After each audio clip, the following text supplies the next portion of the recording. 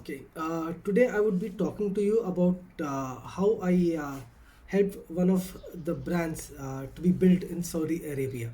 Now, this is about a few years back when I was approached by one of my boss's friends who said that he's looking to start his own product line, and then he already had franchisee of a couple of global brands. However, he wanted to start something of his own, and my boss uh, he told this person, I would not want to name him for legal reasons. I did try to take permission from him that I speak to him about how we worked in being the brand that we are today. But he requested me not to use the name of his brand for reasons best known for him. So I would not want to defy that. However, when he approached me and when we started talking about it, I said, okay, let me work on a couple of things and understand the market before I can give him my feedback. It took me a couple of months. I did my research. I did my market research, product research, computer analysis, market analysis, and a lot of other things that, as and when required, before you start a brand. So yes, after all that was done, I gave him a couple of suggestions, and then we did work towards it. Now, how exactly we did this is before we could plan on the products that we wanted to buy. Uh, as I was doing my research, I found out where our competitors. Now, when I say our competitors, these are huge global brands. There were two brands that we looked at as competitors, because whenever you want to enter the market, always look at the biggest players so that it's much easier to target them, and going unnoticed also, because they would not notice you because you are a small player according to them, or you're a no player according to them. However, when I did my research, first thing that I wanted to know is what is the landing cost of the product that these brands were giving to the distributors, or to the franchisee owners in the Middle East region. And then where are these products manufactured? Are they manufactured in the country of origin where the brand is, or if they are manufactured in by a third party? And then what I found out is that these products, they were manufactured in China. So my research took me to China, wherein I started doing my research and speaking to the manufacturers, or finding out who the manufacturers are. And I did find them out. I spoke to them. We had long conversations, long discussions, and they said no, they cannot manufacture products for us. Reason being is all the products that our competitors used to manufacture were patented. I said, okay, no problem.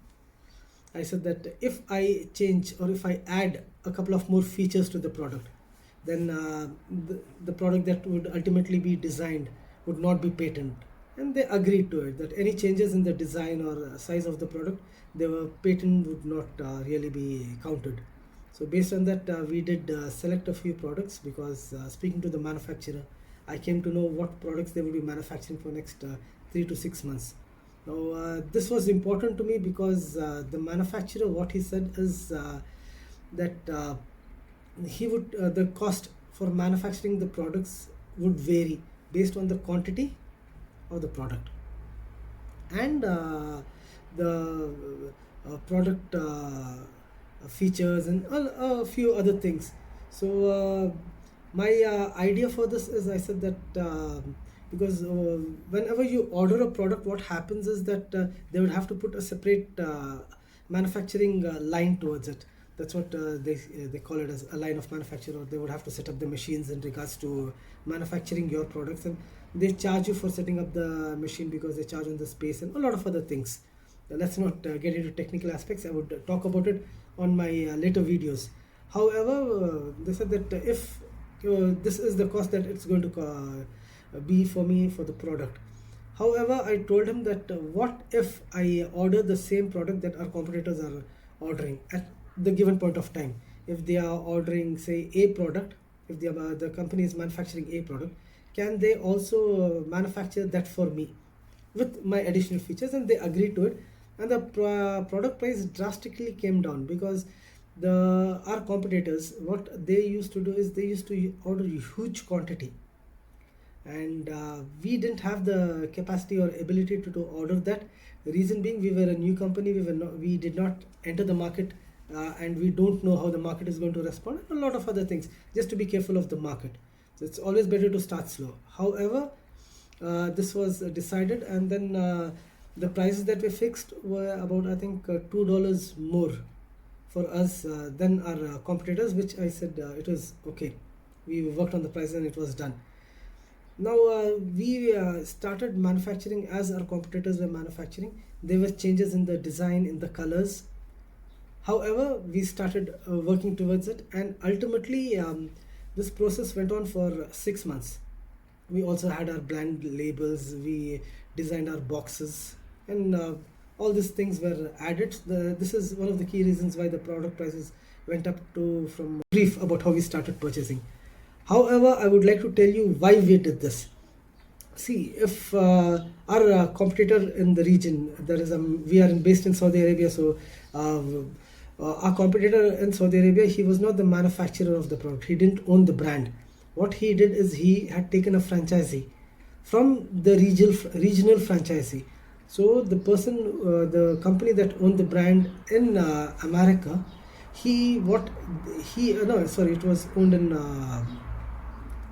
Europe. I would not want to name the country, but it was owned in Europe. So what the European company used to do is they used to manufacture the product, and they used to either they had two sets of manufacturing. One is made in Europe, and then the other one is made in China. However, the manufacturer used to keep his set of profit and then give it to the regional distributor or regional franchisee owner. He was based in the UAE, and then the regional distributor used to keep his profit and then give it to the distributor based in Saudi Arabia. So this was one of the reasons why the prices would go up. And the second is the manufacturer. What he used to do is, although the products are manufactured in China, they never used to come directly to Saudi Arabia. So they used to come to UAE. So there's logistics involved in there. There are taxes involved. From Saudi Arabia, it used to come by land to from UAE, it used to come by land to Saudi Arabia. So again, there is logistics and taxes and licenses involved in that. So ultimately, when you compare the landing cost of the brand or our competitors and our brand, the landing cost difference would be more than about 150 to 200%. This is something which is very, very important, which was one of our key aspects, because the difference between sales and purchase is the profit that a company makes. I'm not talking about only net profit or gross profit, we can get into it later, but the profit actually works between purchase and sales.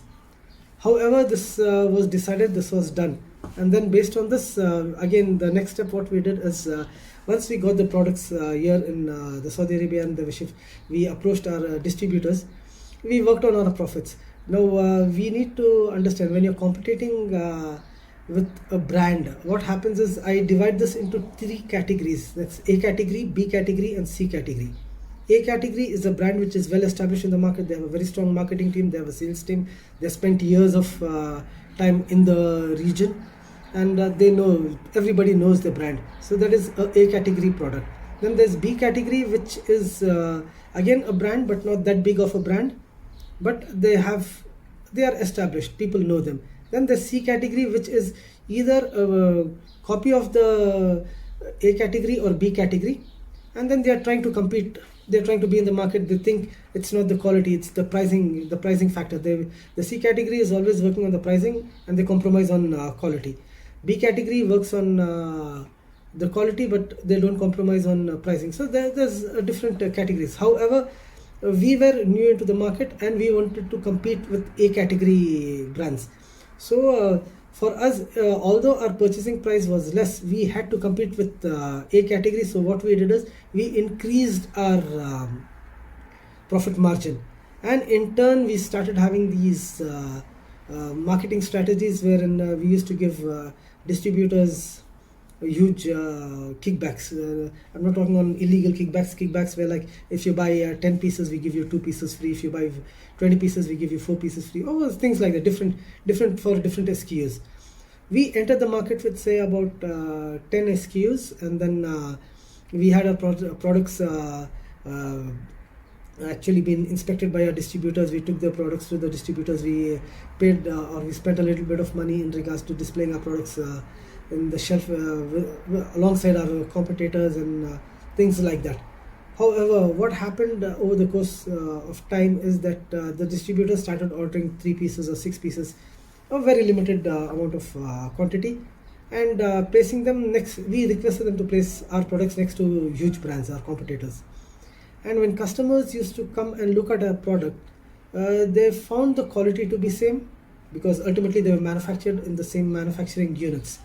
The brand name was different. We had our own brand, and the brand, the logo was well defined. We were very clear in regards to what our product was. We had a story that was told. Our brand was a local brand. We did not anyway tell them that it's a European brand or it's an American brand or whatever it is. We said it's a Middle East brand, so the trust was even a bit more. Then we had a story to tell about the brand, how we started the brand, or what was our story, what is our value, what is our mission. So we had a story. We had the brand logo printed on the product. We had the brand label on the product. We had the brand label on the box. So the packaging, we worked on the packaging. We worked on a lot of other marketing aspects of it. However, over the course of time, customers started recognizing that our brand products were either better or equal to our competitors, wherein the price difference was threefolds. And our distributors also, they started making profits, because our products were reliable. They were good products. And then ultimately, over the course of about, say, 1.5-2 years time, we covered the whole market. And then I don't know if I should say this, but our competitors, what they had about 23-24 showrooms all across Saudi Arabia, and they started recognizing our brand as our key competitor, but they did not know why the product prices were so less, how we could sell it for so less. In fact, we heard humors wherein our competitors used to say that we are selling our product on loss. They thought that we are losing money and we are just doing this to destroy the market or to destroy our competitor, but that was not the case. We were making profits. Not only profits, we were making much more profit than our competitors. I'm talking about regional distributors. And then we started selling them more. We started opening our showrooms, and now that is one of the most recognized brands in the Saudi Arabia, in the kingdom. And this is how it is. Now, do your research, understand your competitors, understand their products, know the importance of purchase, why it is important to purchase the products in the least price. Start working with the market, listen to your market, what the market exactly wants, and so on. Now, based on this whole scenario, we also started, we just didn't think about purchase.